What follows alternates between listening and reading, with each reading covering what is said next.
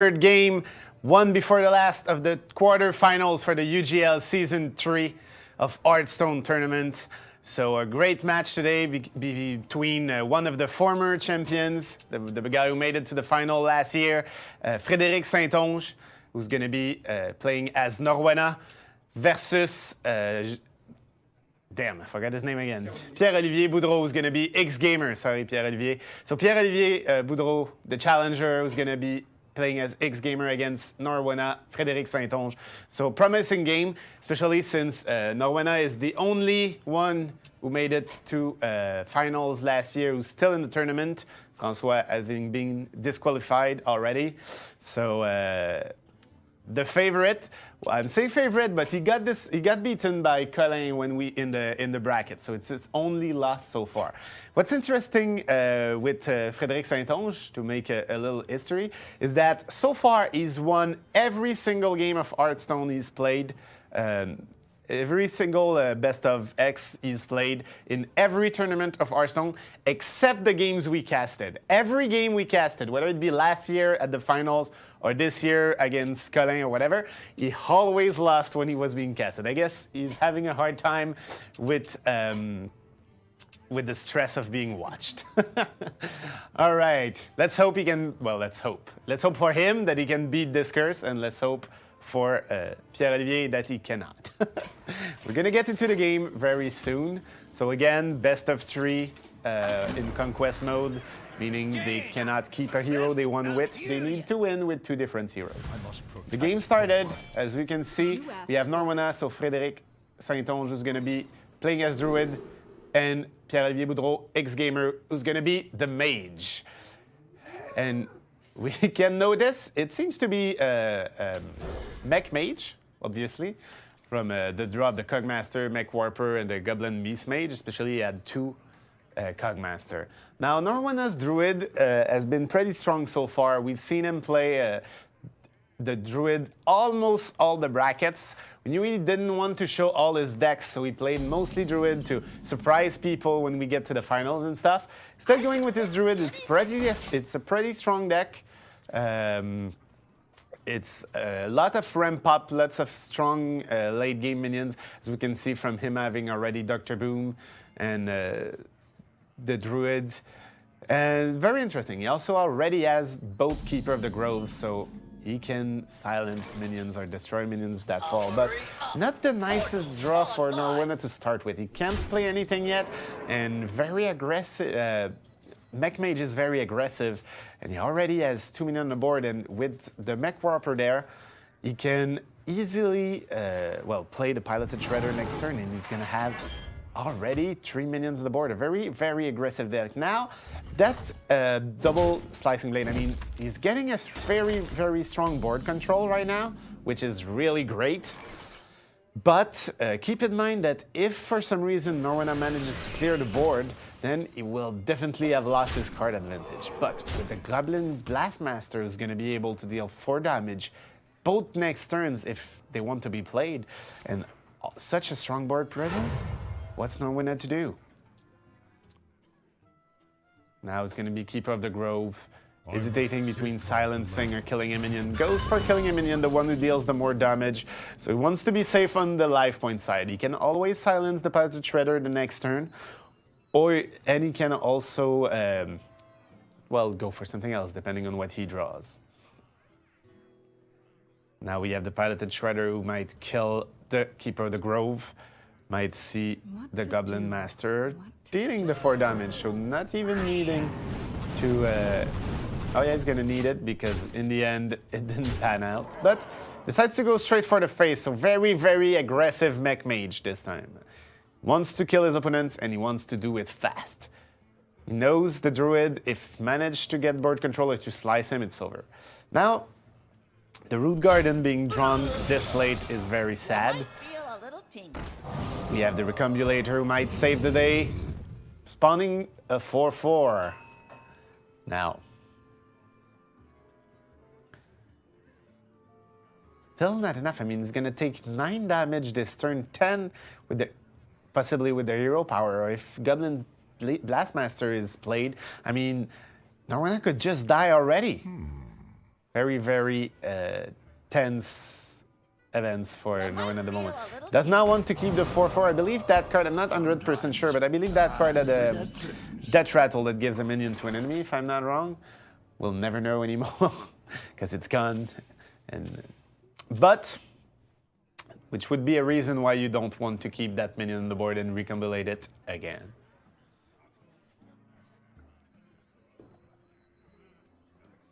What to do?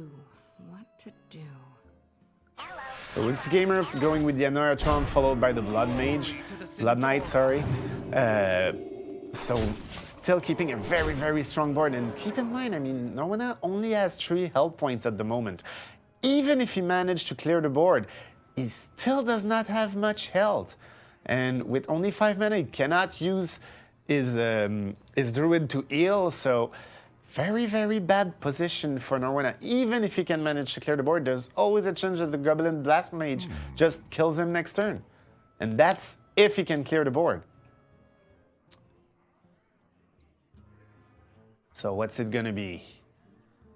I'm assuming it's gonna be, we're gonna see the Root trying to clear the board. He has to, but there is, keep in mind, there's like 4, but technically 5 minions on xgamer's side of the board right now. And there's always a chance, of course, that he draws, or from Norwenna's side of things, that he would have in hand a spell like Frostbolt or whatever, which would just kill him instantly no matter what.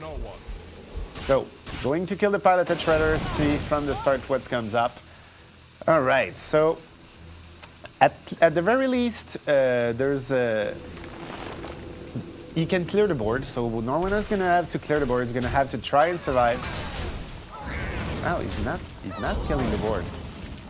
Well, oh, he didn't have enough mana to do that because he already spent all his mana. So, not enough mana to clear the board. Sorry, my mistake. That's why I didn't make it to the finals. I can't count mana properly. But that means xgamer takes the first win against Norwenna, keeping up the pace that Norwenna does not do well when being casted. But it's only 1-0, and it's still a best of 3, so Norwenna can make it back. We're gonna go into game 2, and well, we know for sure we're not gonna see the Mech Mage again, at least not from xgamer's side of things. Second game preparing now, so we're gonna be starting real soon.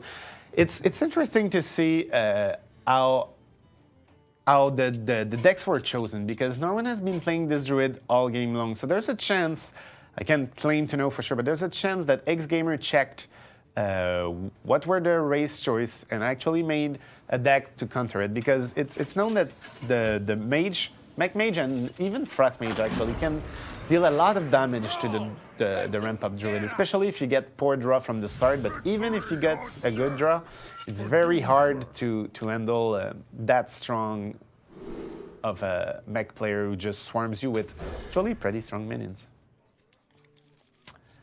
So xgamer this time going for the Shaman. And Norwenna changing. He could have kept the Druid, but deciding he prefers his opponent to not know every card he has. So going for a Patron Warrior. I think Patron Warrior, just because I see a Patron, there's a chance it just happens to be there. But we'll see, especially since the Patron Warrior deck has been downsided, as everyone knows. Now, Totem Golem played from the start. It's a very strong card, especially considering there's a Jumbie Chow or a Herd Shock at the next turn that can always be played by xgamer to keep his board control and not lose too much of a turn by having only 1 mana, so no big problem there. Very nice draw actually for xgamer, because he can go for Zombie Chow and then into Feral Spirit, followed by the Flame Tongue Totem. Lot of plays for the next turn. I mean, very, very good draw. Now, for Norwenna's side, it does not have much he can play. I mean, he has the sword, which will be a huge help into trying to maintain some sort of board control. So, which is what we might actually see from Norwenna. Yeah, the Fiery War Axe, of course. Most probably killing the Zombie Chow, healing him so he doesn't lose too much. And of course, followed by the Dread Courser, which will, unless going to kill. Yeah, going to kill a totem, which is a good call actually because he can keep the heal for later, and he kills the bigger threat that could have killed his pirates. So nothing to go there, and gives him 1 armor. He's still a little behind on health, of course, and on cards for now. But having the board control, he can do quite a deal. Now, the Undead Creeper from xgamer might be played, but there is a Whirlwind, so will not be that great of a card. But it's probably intended to be used in combo with Flame Strike or something.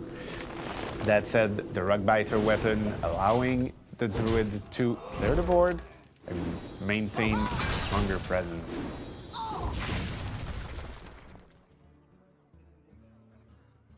Now this is interesting.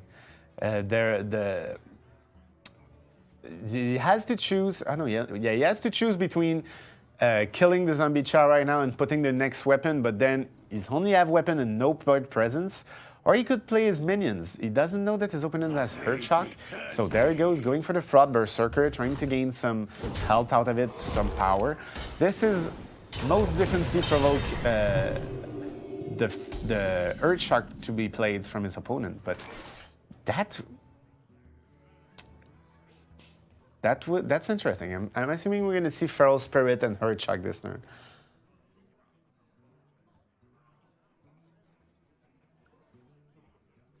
But that's preventing xgamer from getting a strong totem presence. And the Thunder, what's the exact name of the Kodo beast there? It's the Thunder Bluff Valiant, who's gonna boost all the totems up. So he's going for the totems, wanting to, as I was saying, eventually go into using the boost to its totem to get stronger. I mean, we're still gonna see Earth Shock. Most probably the Creeper attacking it, trying to gain more board. No, not attacking it, but of course, there's still a Whirlwind on Norwenna's side of things.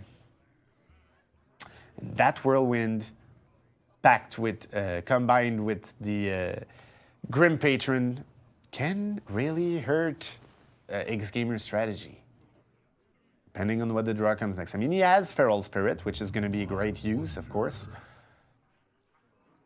But with Feral Spirit and the Flame Totem, that makes a really strong board to have to clear. And very fast build. Of course, after that, xgamer only has, well, the cards that he's going to top deck and the Thunder. I'm going to call him the Thunder Kodo because Thunder Bluff Valiant is kind of annoying to say. And it's a Kodo, we have to say. Now, nice play from Norwenna. Wants with his warrior to keep board control, so he plays the Acolyte of Pain, which is going to be very useful. Now, Hex. Hex is a nice draw because whatever is going to be played. Now, whatever's going to be played from as a big threat can be easily slaughtered right now. And on top of that, seen from xgamer's side, I think he has very, very strong board presence. And with the totem being there, there's not much that that the warrior can actually do to clear the board, at least not visibly and not simply. But still, with the Rockbiter weapon, I mean, and what we know he has in hand, he's going to be able to clear it right next turn, actually. Maybe everything except the Flame Tongue Totem, depending on how it goes. Still, having only a Flame Strong Totem is going to be annoying. Now, that's a nice draw. He cannot use it this turn, but considering that he could use it next turn, will be a great help now, especially with, well, it all depends on how much Norwenna is going to clear the board. Norwenna, if he goes for not killing the totems, we might see the Thunder come straight up. If, on the other hand, he goes with the Grim Patron like we see now, most probably going to see the Fire Elemental kill at least one of the Grim Patrons. Now, might not have the combo with the now deprecated leader, but still having 4 Grim Patron on the boards, very, very strong. Now, from xgamer's side of things, we could go for Lightning Bolt, but it's a risk. If you deal 2 damage to both Grim Patrons, that's bad. That's really bad. And he can always do it in the future turn. So we might see the Thunder Kodo, as I said I would call him, and a totem to like try and gain more control, make your totems have attack and force the... But it wouldn't work that great because totems will then have 3 life points. 3 life points. Would then have 2 attack damage. So both Grim Patrons would just kill them and spawn new full health Grim Patrons. So it would just win him a turn. I'm assuming the best play here would be Totem Wish for the spell totem. We didn't get it, but still try the Lightning Storm and cross your fingers. So we didn't get the spell from xgamer, going for the Lightning Storm, and now it's the key moment. How many trees? 2. Why do we not? And 2, the worst kind. Like both other players were sure to die, but those 2 survived. And this, my friend, is very bad. We're gonna see him kill one of the... Yeah, kill the Flame Tongue, and then make another Grim Patron, and now you're just swarmed with Grim Patrons. And what's xgamer to do? You can hex one, you can kill one with the Fire Elemental, but you cannot do both. And, well, there's 2 piloted Shredder there. I mean... My reaction would be, uh-oh. Yeah, very, very bad situation for xgamer. Not much you can do. Killing one of the piloted Shredder hoping doesn't get too strong a minion. The Apprentice Mage being not that great for the Warrior, but still. Now, what's it to do? That's so much damage. It's over. I mean, there's nothing you can do against the Grim Patron. Grim Patron still wins. We have the well played. And, oh, he already had lethal. I didn't realize he could already attack with the 3-2, and that was sufficient. Again, that's why I didn't make it to brackets. I can't count damage either. Sorry about that. So 1-1. We have Norwenna's Warrior doing a great job, making sure he doesn't just get eliminated. So we're gonna have to go into the final decisive match. And we have xgamer going for the Paladin. And as we can see, definitely a secret Paladin. So one of the very popular deck on the ladder. Against Norwenna's Mage, seems to be based on doing a lot of spells, like most mages, of course. But not, well, I wouldn't say so far it's not a Frost Mage yet. It's unclear. I would go for Frost Mage, but I don't know. From this draw. Now, xgamer already has the Mysterious Challenger, good card to have. Maybe not on turn 1, and I mean you want it before turn 6, so already having it makes him some security. He just needs to gain a little bit of board control and not just lose everything every turn until then. With Competitive Spirits, however, already in hand, he's going to have to play it at some time, most probably to boost his Secret Keepers, so it's all going to depend. It's most probably actually all going to depend on how the, not Frostbolt, but the missile will go. The Arcane Missiles. So, obvious choice, the Secret Keeper to start with from xgamer. Second Secret Keeper, so on turn 2 we're going to see a Secret Keeper and Competitive Spirits, which is actually turning out pretty well for xgamer. Because now there's 2-3-3 on the boards, and they're going to be 3-4 next turn unless Norwenna pulls out a miracle. And I don't think he can. There's only 3. Oh, and Divine Favor for xgamer. What a top deck draw. Now, this will hurt big time. There's not much Norwenna can actually do at the moment, and it's a terrible situation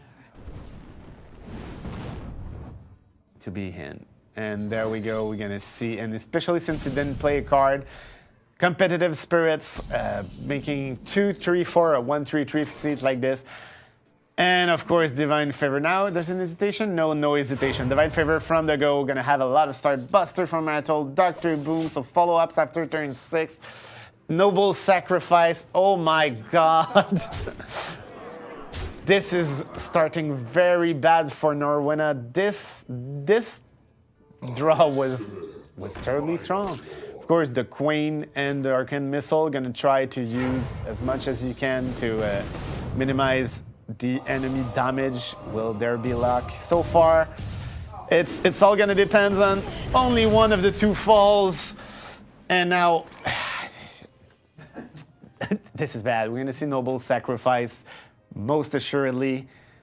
And no, going for shielded mini-bots. And yeah, still Noble sacrifice and Avenge, making the Secret Keeper have 3 life points and not even die from killing his opponent's minion. Now, unstable portal. Has to take the chance, or does he?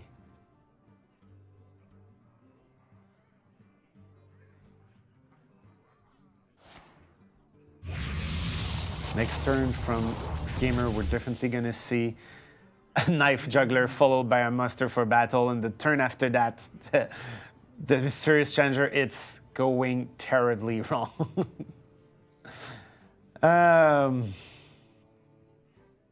I mean, what can Norwenna really do? He only has 2 mana, can only king 1 minion, and that would trigger the Secret, making a super strong 2/2. Well, a super strong shielded mini-bot, because it won't be 2/2 anymore. It's gonna be 6/4. No, 5/4. That is terrible, and there we go. And the Blessing of Kings, oh my god. When you only have good cards, I mean, there's a reason why this deck is so popular. But, I mean, even then, this draw is on par.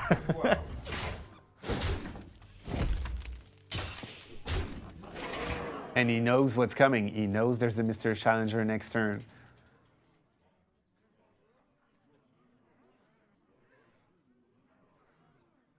And then so many secrets are getting played. Every secret's... There's no anti-secrets play for the mage. So it's all gonna depend on what he does. Here we go, Mirror Entity trying to at least copy a Mysterious Challenger. Remove the Shielded Minibot's armor. Drawing the True Silver Champion, and I mean, it's not even needing to go for the Mysterious Challenger. The Blessing of Kings just deals all the damage that's needed. And there we have the well-played Norwenna getting disqualified on the stream again against xgamer. So Pierre-Olivier Boudreau making it to the semifinals. So last year's champion, or not champion because he lost, but last year's finalist defeated. So I believe there's no one who was in the bracket last year is still in. That said, I'm not 100% sure. I don't recall every player who was there. But still, great games. And, well, there it is. We're going to have the last quarterfinals tomorrow. So tomorrow is going to be... Well, I don't remember them by heart, so I'm sorry. The other player, I believe, is Colin, who defeated Norwenna against someone else who's also made it to the to the quarterfinal, I'm sorry. Claudio Morico. All right. Thank you, Mathias. So Claudio versus Colin. Tomorrow at noon. We casted both those players last week, actually. So it's going to be an interesting match, too. And next week, keep in mind, we're going to have the semifinals. Do we have dates yet? Like that the stream room is available. Yeah, but we need 2 dates. Do we have 2 dates? Wednesday and Thursday, is that doable? Thursday and Thursday. We're gonna play both. I don't know. We're gonna try because the semifinals are best of 5, so that's a lot of games. Anyways, we have Thursday. We definitely have one of the 2 games casted. The question is, we're not sure if we can get the room for the second semifinal, so we're gonna have to see what can be done. But we're gonna send you an invite. We hope to see you next Thursday at least, and maybe another day next week to see both semifinals. But log on tomorrow for the last quarterfinals, Claudio versus Mariko, and congratulations to Pierre-Olivier Boudreau, xgamer, who made it to the semifinals.